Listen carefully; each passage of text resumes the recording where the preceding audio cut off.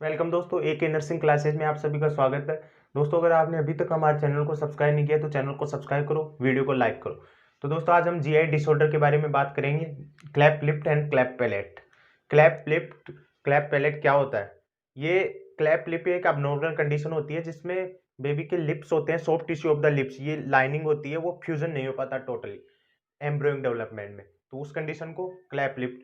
और माउथ के अंदर हार्ड प्लेट होती है, उसका भी फ्यूजन नहीं हो पाता, ओपन रह जाती है, उस कंडीशन को clap palate.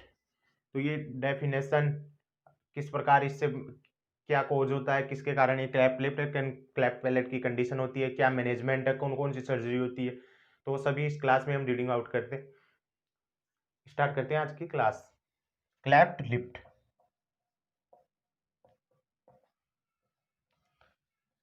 Cleft lip means failure to the fusion of the soft tissue of lip. Failure to fusion, definition लिख लो।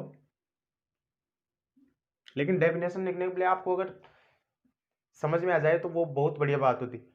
आपको क्लैप लिप वाली कंडीशन समझने के लिए आपको ये फ्यूजन होता है, यहाँ पर देख लो, यहाँ पर आपको बड़े बड़े सेलिब्रिटीज होती है, उनमें भी क्लैप लिप वाली कंडीशन पाई जाती है। आप गूगल पे सर्च कर सकते हो वैसे। तो cleft lip, failure to fusion of soft tissue of lip.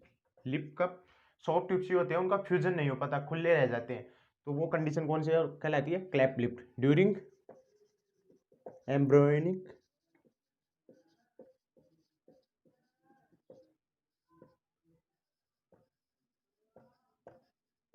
Development. Failure to fusion of the soft tissue of lip during embryonic development.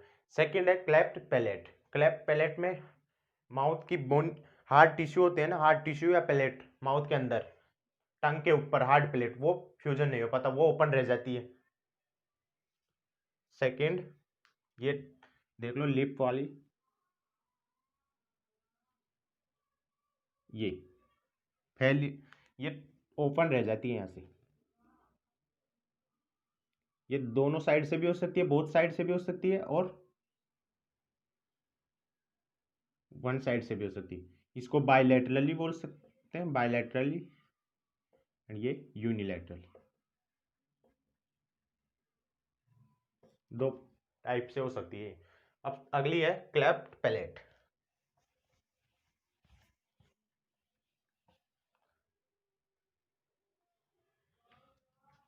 Clapped palette,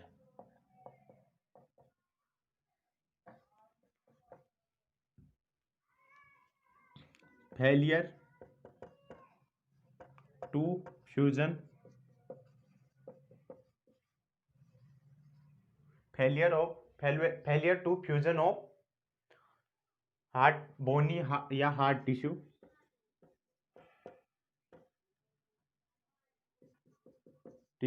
of palate during embryonic development. Failure to fusion of bony या hard tissue of palate. Mouth के bony या heart palette होती है ना, उसका fusion नहीं हो पाता। हार्ट टिश्यू होते हैं ना, टंग के ऊपर वाला पार्ट, हार्ट पैलेट, उसका फ्यूजन नहीं हो पाता एम्ब्रियोनिक डेवलपमेंट के, उसको कौन सी कंडीशन बोलते हैं? Cleft palate. ये आपको मैं बता देता हूँ डायग्राम के थ्रू।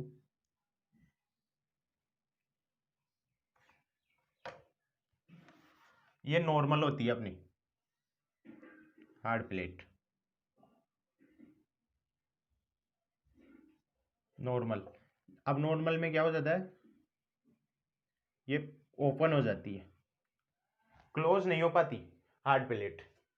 जैसे अपने मुंह में ओपन करोगे तो वो अपने इसोफेगस के अंदर ही जा रहा है, लेकिन वो ऊपर तक हार्ड प्लेट होती है ना, वो ऊपर तक ओपन रह जाती है इस टाइप से। तो उसको कौन सी कंडीशन? Clap palette. अब इसके क्या क्या कोज है, दोनों के साथ कोज पढ़ेंगे। कोज हेरिडिटरी कोज हो सकते हैं, टेरिटोजेनिक इफेक्ट हो सकता है, कोई इन्फेक्शन हो मदर में, वो cleft lip and cleft palate की कंडीशन डेवलप कर सकता है। Chromosomal abnormality, teratogenic drugs. तो कोज डालो अगला। कोज किसके कारण होती है?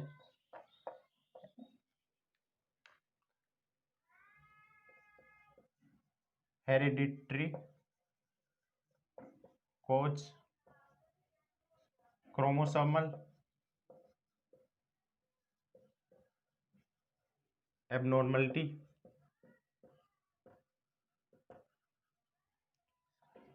टेरिटोजेनिक ड्रग्स। मदर कोई भी ड्रग्स ले रही है वो बेबी पर क्या इफेक्ट कर रही है, एबनॉर्मल इफेक्ट कर रही है, उनको टेरिटोजेनिक ड्रग्स बोलते हैं। Teratogenic drugs.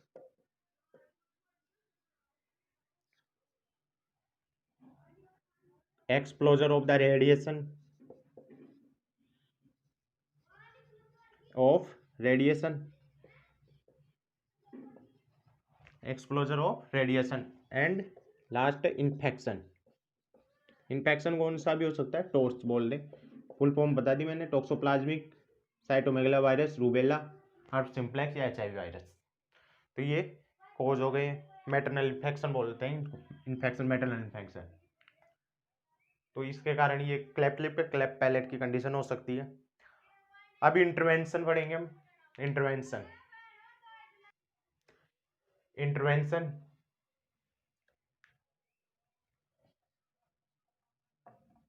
अगला point, intervention.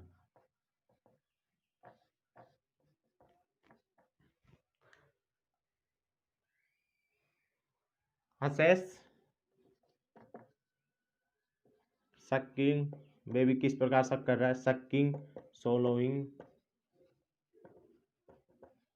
And breathing difficulties.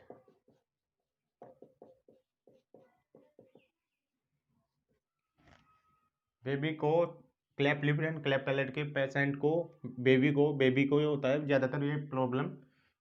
Sucking, swallowing और ब्रीदिंग डिफिकल्टी का असेस करेंगे। Assess electrolyte and nutrient balance, fluid and calorie balance. Assess daily fluid and calorie, assess daily fluid and calorie. Daily weight check करेंगे, monitor daily weight. अब baby breast feeding नहीं कर पा रहा है, cleft lip और cleft palate की condition में बेबी को ब्रेस्ट फीडिंग करने में बहुत एबनॉर्मलिटी होती है, मतलब ब्रेस्ट फीडिंग नहीं कर पाता नॉर्मली। तो उसको ब्रेस्ट फीडिंग करवाने के लिए क्या करेंगे, modified feeding technique.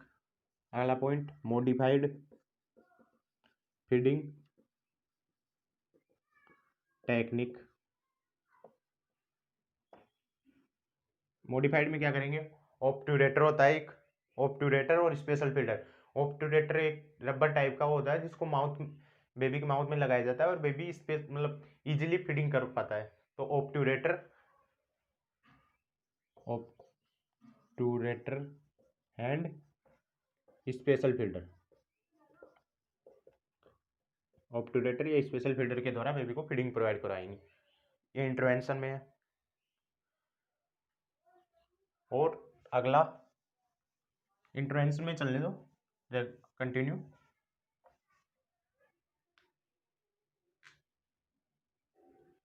Small amount में फीडिंग करवाएंगे, स्मॉल अमाउंट फीडिंग,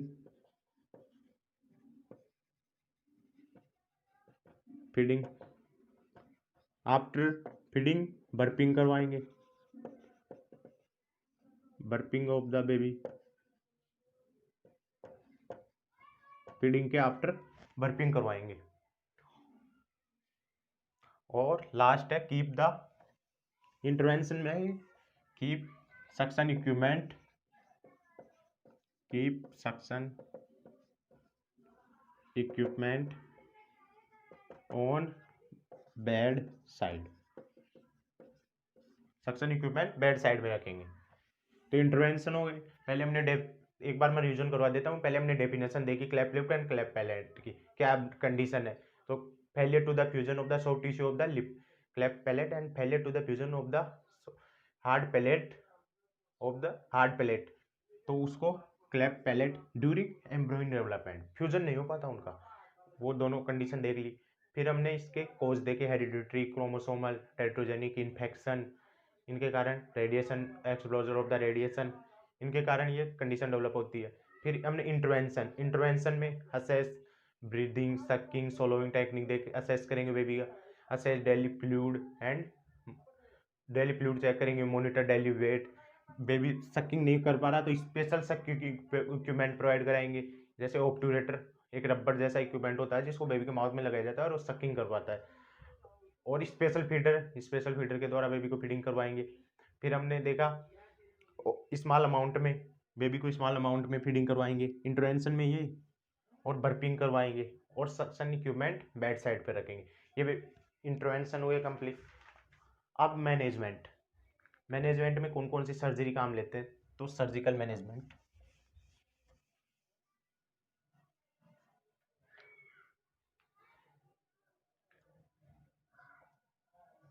सर्जिकल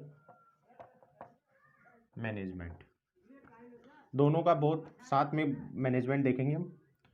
तो एक साइड तो cleft lip and cleft palate, cleft lip and cleft palate. Cleft lip में कौन सी सर्जरी लेंगे, cheiloplasty, surgery name, surgery name चीलोप्लास्टी,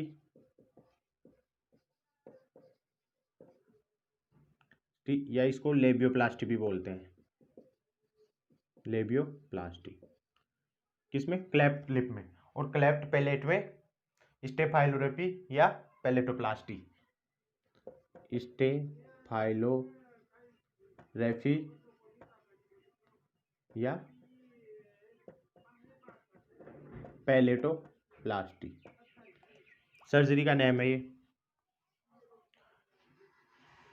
फिर हम सर्जरी कब परफॉर्म करेंगे, जब दोनों ही सर्जरी क्लैप्ट लिफ्ट, चीलोप्लास्टी या पैलेटोप्लास्टी, दोनों को ही कब परफॉर्म करेंगे, क्लैप्ट लिफ्ट या क्लैप, बिफोर स्पीच परफॉर्मेंस, ये सबसे इंपॉर्टेंट पॉइंट है। बेबी जब वो स्पीच परफॉर्मेंस करेगा उससे पहले सर्जरी को परफॉर्म करेंगे। तो सर्जरी परफॉर्मेंस टाइम, क्लैप्ट में 1 to 3 मंथ, इन्फेंट में 1 to 3 मंथ के भीतर सर्जरी कर देंगे, और क्लैप्ट पैलेट में 8 to 12 मंथ। तो सर्जिकल मैनेजमेंट, इसमें एक नोट डाल के लिख लेना आप वो, कि दोनों में speech performance, before speech performance, baby जब बोलना स्टार्ट करे उससे पहले सर्जरी कर देनी चाहिए,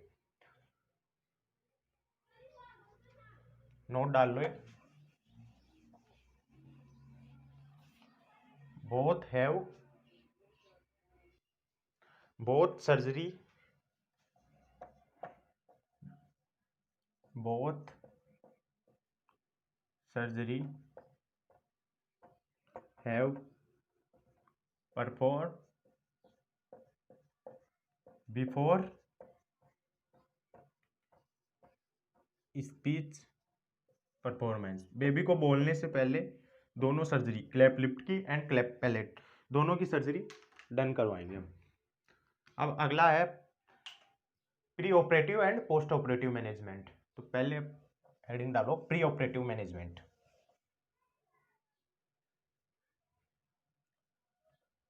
प्री ऑपरेटिव मैनेजमेंट।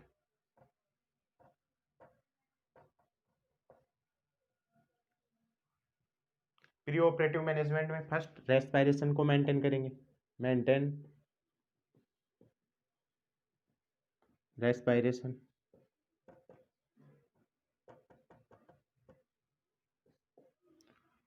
पोजीशन, कौन सी पोजीशन देंगे बेबी को कि उसको इजीली फीडिंग हो सके, बेबी को कोई परेशानी नहीं हो, तो semi upright position during feeding, semi upright position during feeding, feeding करवा रहे हैं उस time semi upright position, semi upright position, thigh और एंगल, थाई और बॉडी के बीच में कितना एंगल होता है, 45 सेंटीमीटर से 60 सेंटीमीटर को सेमी अपराइट पोजीशन बोलते हैं। जब फीडिंग करवा ली तो फिर कौन सी पोजीशन देंगे, side lateral, side lateral position after feeding, side lateral position देंगे। ये सेमी अपराइट पोजीशन क्यों देते हैं बेबी को, aspiration to prevent aspiration, aspiration से प्रिवेंट करने के लिए, टू प्रिवेंट एस्पायरेशन। पुट और बेबी को इजीली मिल्क इनगल्फ हो सके, बेबी इजीली मिल्क को ब्रेस्ट फीडिंग कर सके, तो इसके लिए क्या करेंगे, put milk inside mouth and posterior part, milk को पुट करेंगे कहाँ, inside mouth and posterior part of mouth के पोस्टेरियर पार्ट में इंगल्फ करेंगे ताकि बेबी इजीली एंगल्फ कर सके। तो हमने प्री ऑपरेटिव मैनेजमेंट देख लिया। प्री ऑपरेटिव मैनेजमेंट में रेस्पिरेशन मेंटेन करेंगे बेबी का, रेस्पिरेशन बाद पोजीशन देंगे, कौन सी, semi upright position. Semi upright position किस लिए देते हैं, ताकि बेबी एस्पायरेशन से प्रिवेंट किया जा सके। फिर साइड आफ्टर फीडिंग करवा ली, फिर कौन सी पोजीशन देंगे, साइड लेटरल पोजीशन देंगे, और put the milk in the inside mouth and posterior part of the mouth, posterior part of the mouth में मिल्क को इंगल्फ करेंगे ताकि बेबी इजीली इंगल्फ कर सके मिल्क को। और last important pre operative management है educate about parents ESSR technique. ESSR technique क्या होती है वो देखो आप, एजुकेट पेरेंट्स अबाउट, इंपॉर्टेंट है ये ESSR टेक्निक। क्या होती है ESSR टेक्निक, ये इंपॉर्टेंट पॉइंट लगा लेना, हर बार क्वेश्चन पूछा जाता है इसमें। क्लैप लिफ्ट और क्लैप पैलेट ऐसे तो इंपॉर्टेंट पार्ट नहीं है, क्वेश्चन आ जाता है इसलिए रीडिंग आउट करवाना जरूरी है। ESSR,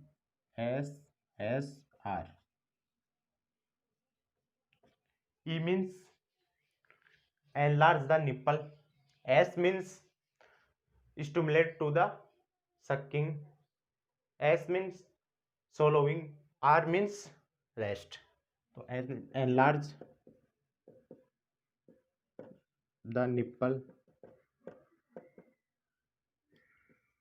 stimulate the swallowing,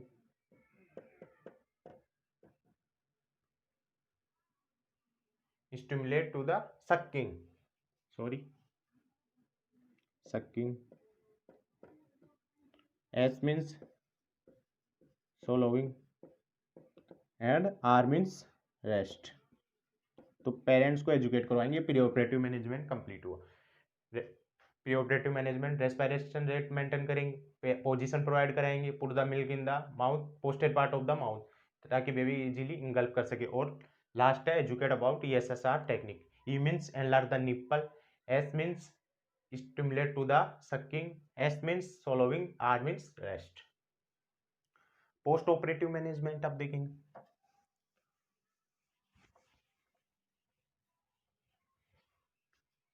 post operative management,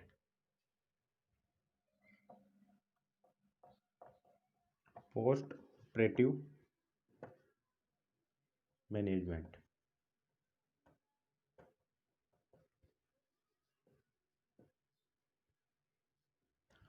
post operative management में क्लैप एक साइड दोनों के साथ पढ़ लेंगे, cleft lip and cleft palate, दोनों का साथ पोस्ट ऑपरेटिव मैनेजमेंट करेंगे। क्लैप लिफ्ट पहले देख लेते हैं। Avoid to the position in the surgical site, surgical site में बेबी को अवॉइड करेंगे सर्जिकल साइड में पोजीशन के लिए। तो सर्जिकल साइड कौन सी हो गई, क्लेफ्ट लिप में, लिप का सर्जरी हो रही है तो सर्जिकल साइड कौन सी हो गई, प्रोन साइड। प्रोन साइड में कभी भी अवॉइड करेंगे बेबी को, avoid in surgical side. Supine position में रहेगा तो बेबी को सर्जिकल साइड में थोड़ी टच होगा, प्रोन पोजीशन में लेट आएंगे तब बेबी का लिप अपने बेड या किसी से टच होगा और वो अवॉइड करना है हमको। तो avoid in surgical side, bracket में डाल लो, prone position avoid, prone position को अवॉइड करेंगे।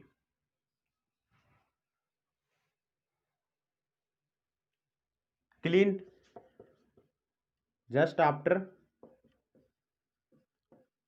फीडिंग, कुछ भी खिलाया उसके तुरंत बाद क्लीन करेंगे ताकि कोई इन्फेक्शन ना हो सके।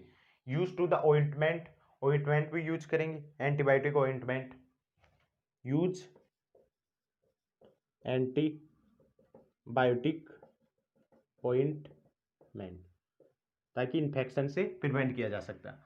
ये क्लेफ्ट लिप क्या पोस्ट ऑपरेटिव मैनेजमेंट हो गया। ऐसे तो बहुत बड़ा है लेकिन थ्योरेटिकल पार्ट से हमें कुछ मतलब नहीं, इंपॉर्टेंट मैंने लिखवा दिया आपको। अब cleft palate, cleft palate, cleft palate में बेबी को माउथ के अंदर सर्जरी हो रही है तो oral packaging 3 to 6 days, oral packaging कुछ भी नहीं देना, ओरली रूट से पैकेजिंग ऑन 3 to 6 डेज। तो कुछ माउथ के थ्रू कुछ नहीं दे रहे हो तो parental nutrition provide, parental nutrition, parental nutrition provide कराएंगे बेबी को। कौन सी कंडीशन में, क्लेफ्ट पैलेट में। और सक्शन नहीं करवाना है क्लेफ्ट पैलेट वाले कंडीशन में, don't suction on cleft palate surgery, cleft palate surgery में सक्शन नहीं करवाना है। क्लेफ्ट पैलेट वाली कौन सी सर्जरी होती है, स्टेफाइलोरेपी या पैलेटोप्लास्टी, और क्लेफ्ट लिप की लेबियोप्लास्टी या चिलोप्लास्टी। अब कॉम्प्लिकेशन पड़ेंगे इसकी, क्या क्या कॉम्प्लिकेशन है। कॉम्प्लिकेशन में ओटाइटिस मीडिया हो जाएगा या ईयर इन्फेक्शन बोल सकते हैं हम, रेस्पायरेशन वाली प्रॉब्लम हो सकती है, स्पीच की प्रॉब्लम हो सकती है, फीडिंग एस्पायरेशन हो सकता है। तो अगला पॉइंट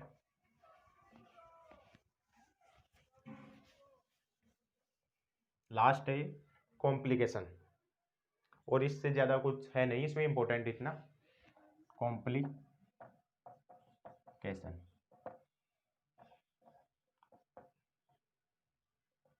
कॉम्प्लिकेशन में फर्स्ट डाल लो ओटाइटिस मीडिया, ओटाइटिस मीडिया या ईयर इन्फेक्शन,